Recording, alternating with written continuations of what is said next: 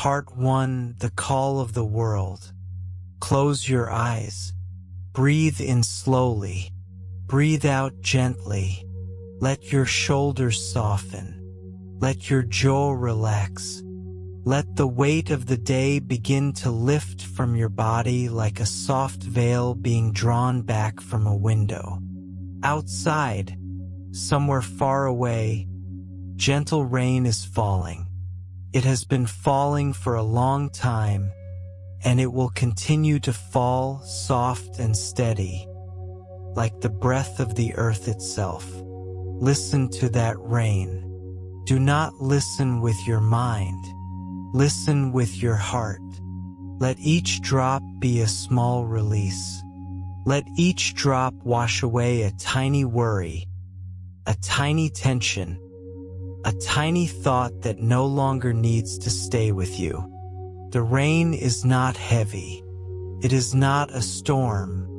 It is the softest rain, the kind that falls on lotus leaves and makes them tremble just slightly before the water beads and rolls away, clean and clear. That is what this story will do for you. It will fall gently on your mind, and your thoughts will beat up and roll away, leaving you clean and clear and ready for rest. So breathe. Breathe in peace. Breathe out effort. Breathe in silence. Breathe out noise. Breathe in the ancient wisdom of a man who sat beneath a tree and found the stillness you are searching for tonight. Long ago, in a land of lush green fields and golden palaces, a child was born. His name was Siddhartha Gautama, and he was a prince. His father was the king of the Sakya people, and his mother was Queen Maya, who dreamed before his birth that a white elephant with 6 tusks entered her side, a sign that her child would be great. The kingdom of Kapilavastu was a place of beauty, with gardens full of flowering trees and ponds where lotuses floated on dark, still water. The sky was wide and blue, and the sun was warm on the skin. But even in this beautiful place, the seeds of a great journey were already being planted. When Siddhartha was born, a wise sage named Asita came from the mountains to see the infant prince. He looked at the baby's small hands and tiny feet, at the marks on his skin that foretold a great destiny, and tears rolled down the old man's cheeks. The king asked why Asita was crying. Was something wrong with the child? No, the sage said, nothing is wrong. Your son will become either a great king who unites the world, or a great spiritual teacher who frees the world from suffering. I am crying because I am too old to hear his teachings when he grows up. I will not live long enough to learn from him. And then the old man left, and the palace returned to its celebrations. But the prophecy remained, hanging in the air like a promise or a warning. The king, his father, wanted only one thing. He wanted Siddhartha to become a great king, not a wandering teacher. So he surrounded the prince with every pleasure imaginable. Beautiful gardens with pools of blue water, musicians who played day and night, dancers who moved like gentle flames. 3 palaces, one for each season, so that Siddhartha would never feel cold or hot or uncomfortable. Servants attended to his every need. The finest foods were placed before him. He married a beautiful princess named Yasodhara, and they had a son named Rahula. Everything was soft, sweet, and perfect, or so it seemed. But even inside the golden walls of the palace, Siddhartha felt something stirring. It was not dissatisfaction, not exactly. It was more like a quiet question, a small crack in the perfect surface of his life. At night, when the musicians had stopped playing and the dancers had gone to sleep and the palace was silent except for the distant sound of fountains, Siddhartha would lie awake and wonder, is this all there is? Is this what life means? The palace was beautiful, but it was also a cage. A golden cage, perhaps, but a cage nonetheless. And somewhere deep in his heart, he knew that he would not stay inside it forever. One day, he asked his charioteer to take him outside the palace walls. The king had always tried to keep Siddhartha inside, sheltering him from the harsher realities of life, but the prince insisted, and so the gates opened, and Siddhartha saw the world for the first time.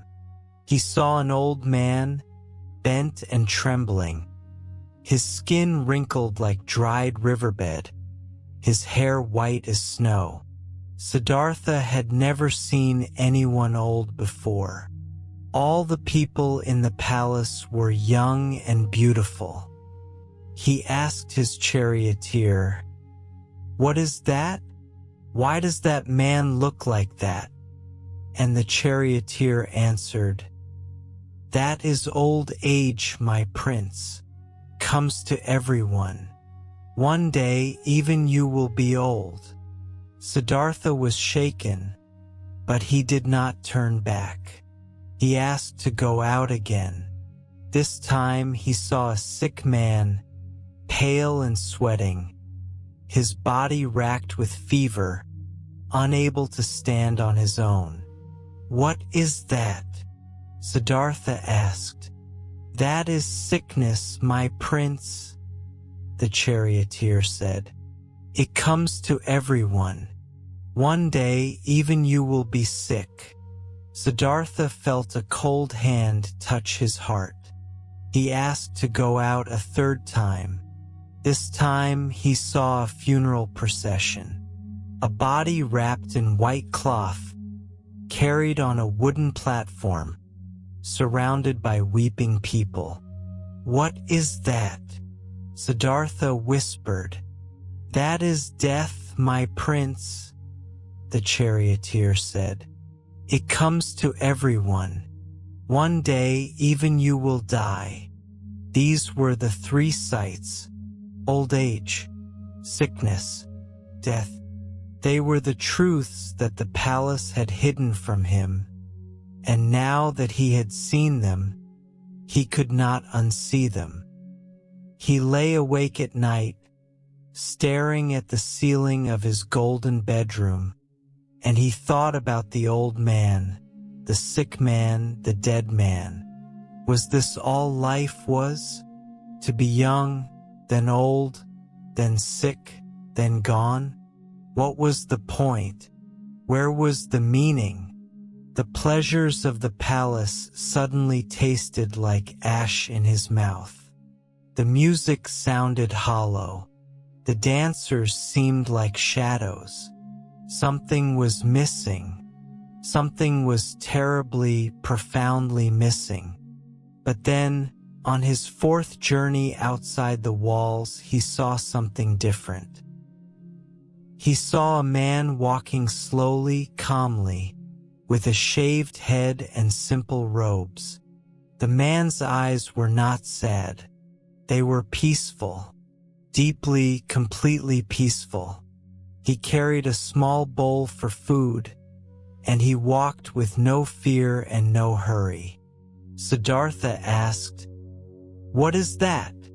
And the charioteer said, "That is an ascetic, my prince. He has left his home and his comforts to search for truth. He seeks freedom from suffering." Siddhartha's heart leaped. Here was an answer. Here was a path. If others could find peace outside the palace, perhaps he could too. That night, as the rain fell softly on the lotus ponds of Kapilavastu, Siddhartha made a decision. He would leave. He would give up his crown, his palace, his wife, his son, everything. Not because he did not love them, but because he loved them too much to stay trapped in a world of illusion. He needed to find the truth about suffering. He needed to find a way beyond old age, sickness, and death. Not just for himself, but for everyone. And so, in the deepest hour of the night, when the palace guards were asleep and the moon was hidden behind clouds, Siddhartha kissed his sleeping son one last time, looked one last time at his beautiful wife, and walked out the gates into the unknown. He cut his long black hair with his own sword. He exchanged his silk robes for simple cloth. He gave his horse and his jewels to a poor man. And then, with nothing but the clothes on his back and a heart full of questions, he walked into the forest. The rain began to fall again, soft and cleansing, washing away the last traces of his old life. He was no longer a prince. He was no longer Siddhartha, son of a king. He was a seeker, a wanderer, a pilgrim on an ancient road that had no end and no beginning, only the next step and the next breath. Breathe with him now. Breathe in the cool night air. Breathe out the golden palace. Breathe in the scent of rain on leaves. Breathe out the weight of expectation. You are walking with Siddhartha into the forest. The trees are tall and dark, but not frightening. They are sheltering, kind, ancient. The rain patters on the leaves above you, and the ground beneath your feet is soft and cool. You are leaving something behind too. Not a palace, perhaps, but something else. A worry, a habit, a story you have been telling yourself that no longer serves you. Let it go. Let it fall away like a silk robe slipping from your shoulders. You are free now. You are beginning. Siddhartha wandered for many years. He walked through forests and across rivers. He climbed mountains and crossed dusty plains. He sought out the wisest teachers he could find, men and women who had spent their lives meditating and contemplating the nature of existence. He learned from them. He practiced their techniques. He sat in silence for hours, for days, for weeks. He learned to still his mind, to watch his thoughts without being caught by them, to rest in a state of pure awareness beyond words and images. But still, something was missing. Still, the questions remained. Old age, sickness, death. Was there a way beyond them? He had not found it yet. So he tried something more extreme. He joined a group of ascetics who believed that suffering purified the soul. They ate almost nothing. They slept on beds of thorns. They held their breath until they nearly died. They believed that by punishing the body, they could free the spirit. Siddhartha joined them, and he became the most extreme of them all.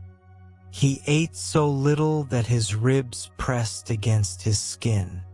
His eyes sank deep into their sockets. His skin turned gray and dry. He could barely stand. He was so weak that he collapsed in the forest, half dead, barely breathing, a skeleton wrapped in cloth. And yet, even in this state of near death, he had not found what he was looking for. No answer had come. No peace had arrived. He was still afraid of old age. He was still afraid of sickness. He was still afraid of death.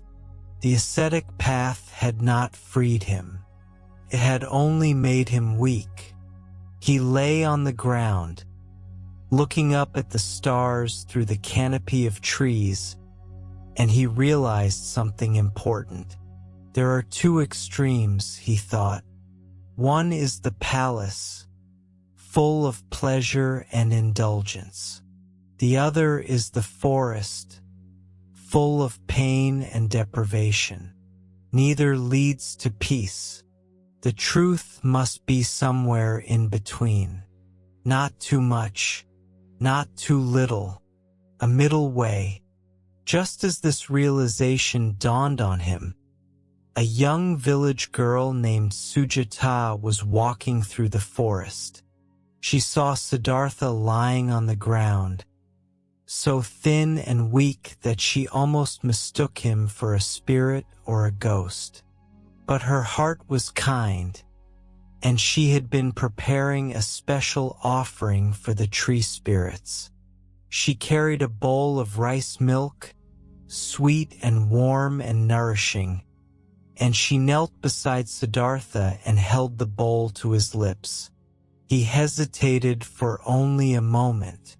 Then he accepted. He drank the rice milk slowly, feeling the strength return to his body, feeling life flow back into his limbs. This was not indulgence. This was not deprivation. This was simply nourishment. This was the middle way. He ate more. He drank clean water. He rested under the shade of a large tree. His body healed slowly, day by day, until he was strong again, not weak and not heavy, but balanced. And in that balance, he felt something he had never felt before. Clarity. Not the frantic clarity of a mind racing toward an answer. The quiet clarity of a mind that has stopped searching and started simply being. The rain began to fall again, soft and steady, and Siddhartha sat beneath the tree, letting the drops cool his skin, letting the sound fill his ears, letting go of everything he had tried and everything he had failed. He knew now what he had to do. He would not return to the palace. He would not continue the extreme asceticism. He would find his own path, a path between the two extremes, a path of balance and awareness. And he would sit. He would sit under a tree until he found what he was looking for, or until he died trying. There was a place called Bodhi, a quiet grove near the banks of the Naranja River. And in that grove, there was a very special tree, a fig tree with wide, spreading branches and heart-shaped leaves that shimmered in the sunlight. The locals called it the Bodhi tree, the tree of awakening. Siddhartha walked to that tree, and he sat down beneath it, facing east, his back against the trunk, his legs crossed in meditation. He made a vow. He spoke it softly to himself, to the tree, to the earth, to the sky. Let my skin wither. Let my flesh dry. Let my bones turn to dust. I will not rise from this place until I have found the end of suffering. The words were not angry. They were not desperate. They were simply true, a promise from the deepest part of his being. And then he closed his eyes and he began to breathe. in, in, slow and steady, like the rain that was beginning to fall again, soft as a mother's whisper, patient as the turning of the stars.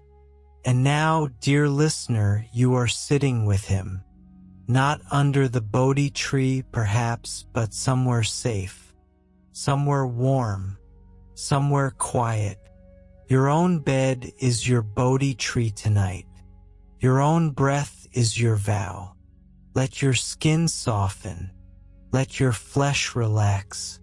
Let your bones sink into the mattress as if they were returning to the earth. You do not need to find enlightenment tonight. You only need to find rest. But the same stillness that Siddhartha sought is available to you, right now, in this moment, with every breath you take. So breathe with him. Breathe with the rain. Breathe with the ancient tree that has witnessed more sunrises than you can imagine. The sun set over Bodh Gaya. The sky turned orange and pink, then lavender, then deep purple, then black. The stars came out, one by one, like tiny lotus flowers opening in the vast pond of the sky. The moon rose, full and silver, casting soft light through the heart-shaped leaves of the Bodhi tree. And Siddhartha sat. He did not move. His eyes were closed. His hands rested in his lap, one on top of the other, palms facing upward, the picture of perfect stillness. The rain continued to fall, soft and gentle, each drop a small blessing, each drop a small release. As the night deepened, something stirred in the darkness. It was not a physical thing. It was a presence, a force, a being made of illusion and fear. Its name was Mara, and it represented everything that keeps humans trapped in suffering. Desire, doubt, fear. Pride. Mara had come to stop Siddhartha. He could not allow a human being to escape the cycle of suffering. If Siddhartha found enlightenment, the whole world might follow, and Mara's kingdom would crumble. So Mara attacked, not with weapons of metal, but with weapons of the mind. First, Mara sent his 3 beautiful daughters. Their names were Desire, Delight, and Discontent. They danced before Siddhartha, their bodies moving like flames, their voices soft as silk. They whispered to him, "Why sit here in the rain and the cold? Return to your palace. Return to your wife. Return to your son. You are young. You are strong. You are a prince. Enjoy your life. Do not waste it on this impossible quest." But Siddhartha did not open his eyes. He did not move. He had already tasted pleasure in the palace, and he had seen that it did not bring lasting peace. The daughters of Mara faded like smoke, unable to touch him.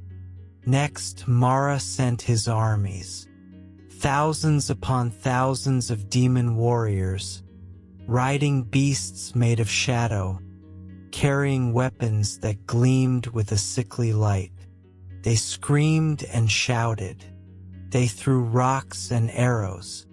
They surrounded Siddhartha, closing in on him from all sides, trying to fill his mind with fear. "You will die here," they roared. "You will fail. You are not strong enough. You are not wise enough. Give up, give up, give up."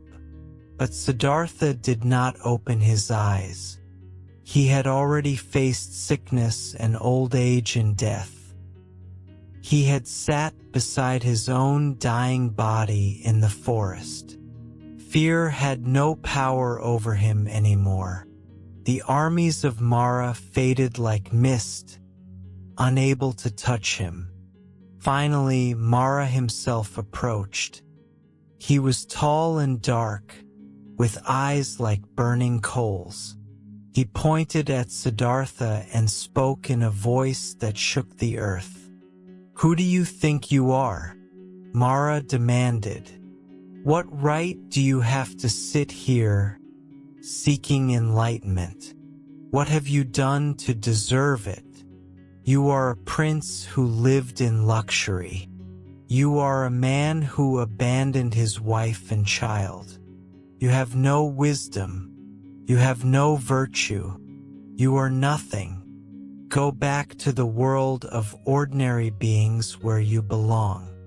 And here something shifted. Siddhartha did not argue. He did not defend himself. He did not try to prove that he was worthy. Instead, he did something very simple. He moved his right hand from his lap and placed it on the ground, palm down, fingers gently touching the earth. This gesture is called the Bhumisparsha Mudra, the earth-touching mudra. And as his fingers touched the cool, rain-soaked ground, Siddhartha spoke. He did not speak to Mara. He spoke to the earth itself. He said, "The earth is my witness." And the earth responded. The ground trembled, not in violence but in acknowledgement. The trees swayed. The rain fell faster for just a moment, as if the sky itself was applauding. And from the depths of the earth, from the roots of the Bodhi tree, a voice rose up, not a human voice but the voice of the living world. "I am your witness," the earth said. "In countless lives, you have practiced compassion. In countless lives, you have given without expecting return. In countless lives, you have sought the truth. You are worthy. You are ready. Sit, rest, awaken." Mara vanished. The daughters vanished. The armies vanished. The night was silent again except for the soft rain and the gentle rustle of the Bodhi tree's leaves. Siddhartha sat alone, but he was not lonely. He was more connected than he had ever been. Connected to the earth beneath him. Connected to the tree behind him. Connected to the rain above him.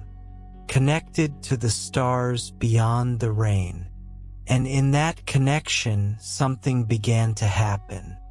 Something that had been waiting for him since the moment of his birth, since the moment of his first breath, since the moment he first opened his eyes in the palace of Kapilavastu. The first watch of the night passed. Siddhartha saw his past lives stretching backward like a river without beginning. He saw himself as a king and as a beggar, as an animal and as a bird, as a being of light and as a creature of shadow. He saw the countless times he had been born, lived, suffered, and died. He saw the chain of cause and effect, the law of karma, the way every action ripples forward through time. And he understood. He understood that there is no permanent self, no unchanging soul that travels from life to life. There is only a stream of moments, each one conditioning the next, and freedom is possible in every single moment. The second watch of the night passed. Siddhartha saw the death and rebirth of all beings. He saw how beings are reborn according to their actions, their words, their thoughts. He saw that good actions lead to happiness and bad actions lead to suffering, not as punishment from a god but as a natural law, like a seed growing into a fruit. He saw the cycle of samsara, the endless round of birth and death, and he saw that it is driven by craving, by aversion, by ignorance. And he understood. He understood that the cycle can be broken, not by magic, not by prayer, not by the intervention of any external being, but by wisdom, by seeing things as they really are. The third watch of the night passed. The stars were at their brightest now, and the rain had softened to the lightest drizzle, as if the sky itself was holding its breath. In this final watch, Siddhartha saw the end of suffering.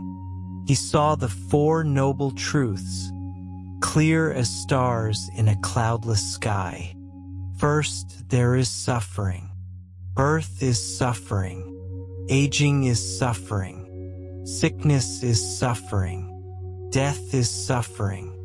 Being separated from what you love is suffering. Being forced to be with what you hate is suffering.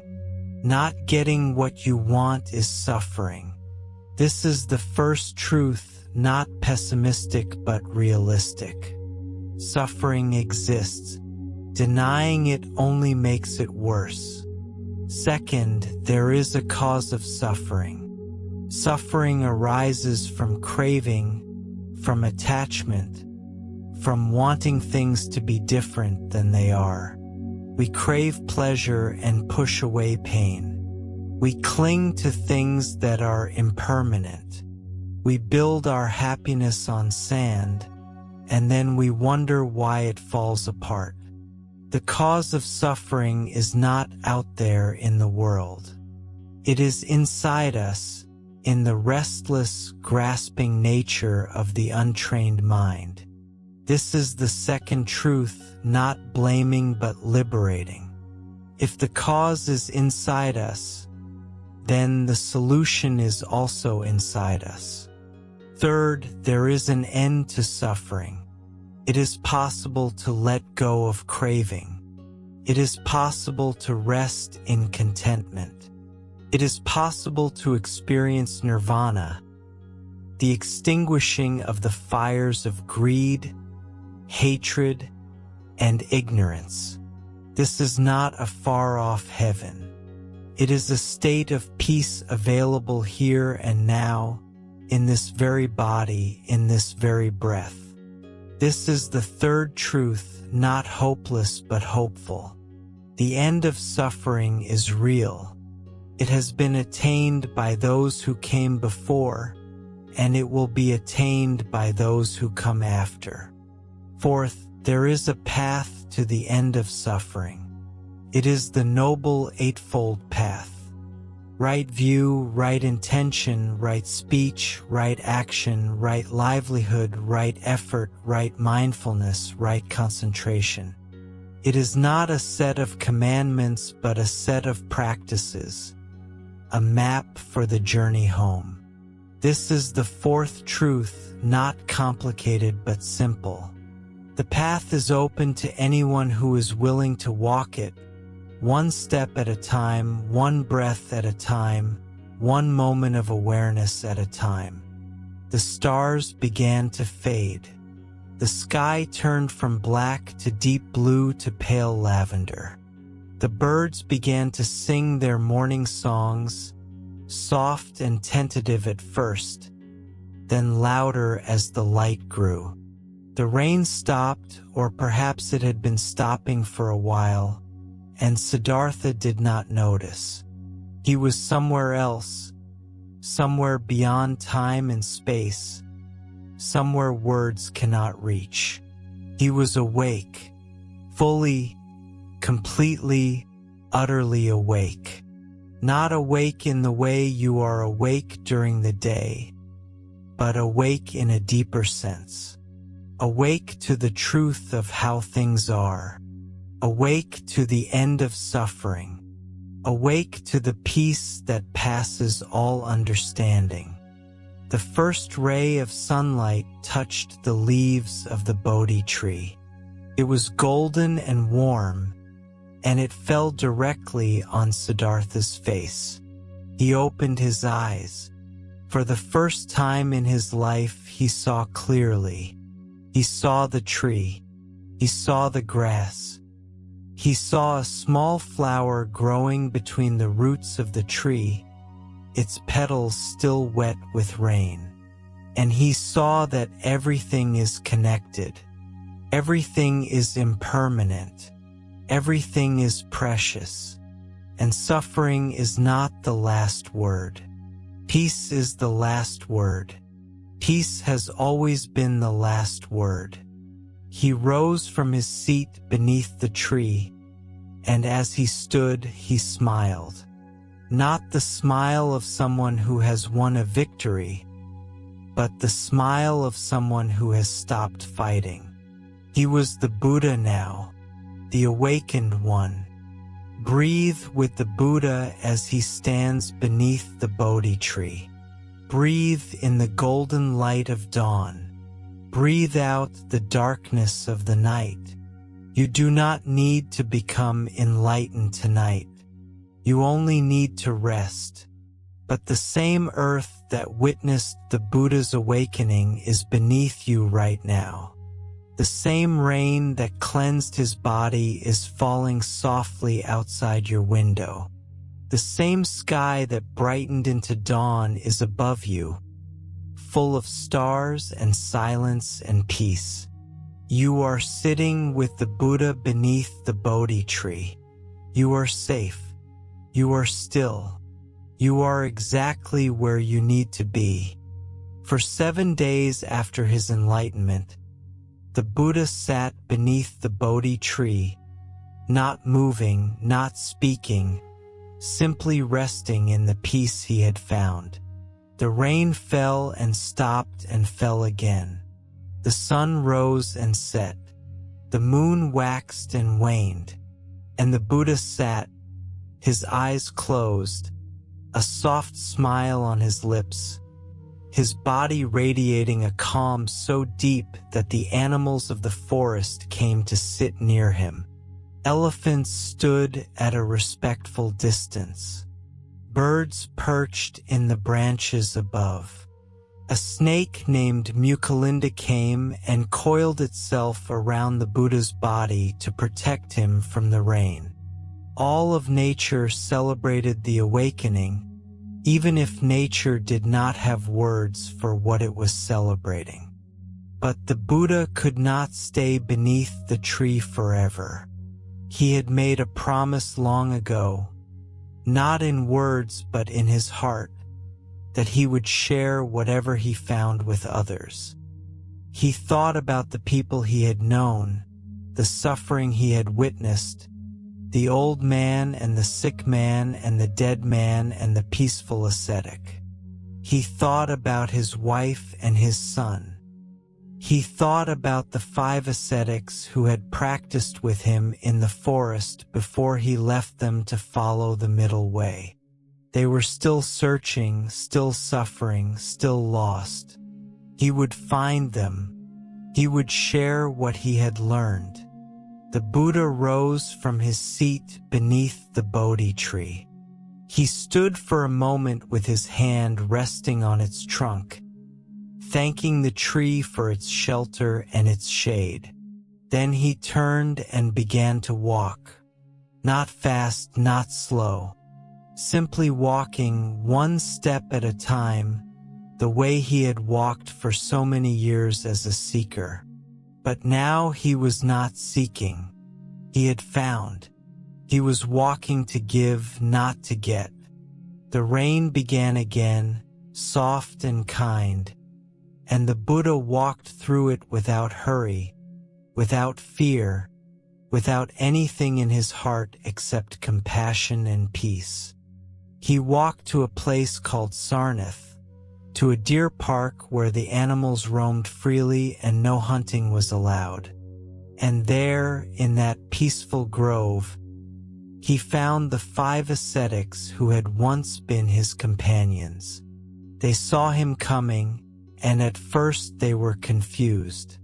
They had abandoned him when he accepted the rice milk from Sujata, thinking he had given up the spiritual life. But as he approached, they noticed something different about him. He was not the gaunt, desperate man who had nearly died in the forest. He was radiant. His eyes were clear. His skin glowed. He moved with a grace that seemed not human. They could not look away. The Buddha sat down beneath a tree in the deer park, and the 5 ascetics sat before him, their legs crossed, their hands folded. They did not ask questions. They simply waited, and the Buddha spoke. His voice was soft, gentle, kind, not like a teacher lecturing students, but like a friend sharing something precious. He spoke about the middle way, the path between indulgence and deprivation. He spoke about the 4 noble truths. He spoke about the noble eightfold path. He did not use complicated words or philosophical arguments. He spoke simply, clearly, from the heart. And as he spoke, the 5 ascetics felt something shift inside them. The rain falling on the deer park seemed to wash away their confusion. The Buddha's words entered their hearts like seeds entering soft earth. By the end of that first teaching, one of the ascetics understood. He saw the truth that the Buddha had seen under the Bodhi tree. He asked to become the Buddha's disciple. The Buddha accepted, and then another asked, and another, until all 5 had taken refuge in the Buddha, in his teaching, and in the community of seekers. The Sangha, the community of monks, had begun. The Buddha's wisdom was no longer his alone. It was spreading, like lotus flowers opening on the surface of a vast pond. Each flower connected to the others by roots that ran deep beneath the water. The years passed. The Buddha walked from village to village, from city to city, from forest to forest. He taught anyone who would listen, kings and beggars, priests and outcasts, men and women, young and old. He did not discriminate. He did not demand payment. He did not ask for belief. He simply taught, and those who were ready heard, and those who heard were freed, little by little, from their suffering. He returned to his hometown and saw his wife and his son. His son, Rahula, became his disciple. His wife, Yesodhara, became a nun. Even his father, the old king who had tried so hard to keep him inside the palace, came to understand and find peace before he died. The Buddha grew old. His body began to show the signs of age that he had seen in the old man so many years ago.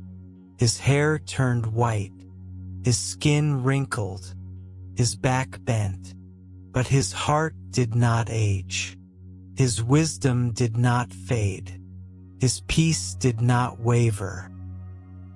He continued to teach until the very end of his life, lying down between 2 trees in a grove of sal trees, the rain falling softly on the leaves above him. His last words were simple. All conditioned things are impermanent. Strive on with diligence. Then he closed his eyes, and he entered parinirvana, the final nirvana, the end of the cycle of birth and death. He did not go anywhere. He did not become anything. He simply stopped. And in that stopping, there was peace beyond all understanding. But his wisdom did not die with him. It spread across India, then across Asia, then across the world. Today, millions of people sit in meditation, breathing in and breathing out, following the same path that Siddhartha followed under the Bodhi tree. The lotus flower, once a symbol of his potential, has become a symbol for all of us. The lotus grows in muddy water. Its roots are in the dark, sticky soil, but its stem rises through the murk, and its flower opens above the surface, pure and white and beautiful.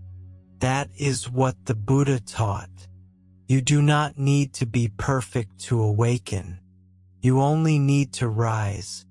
You only need to breathe.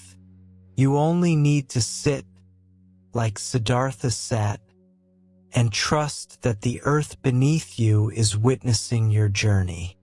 And now, dear listener, you are lying in your own quiet place, your own bed, your own darkness, your own breath. The rain is falling softly outside, or perhaps you only imagine it. The sound of water on leaves, on roofs, on the quiet streets of your sleeping town. The Buddha is not here to teach you. There is no teacher you need. The wisdom is already inside you, as silent and deep as the roots of the Bodhi tree. You do not need to find it.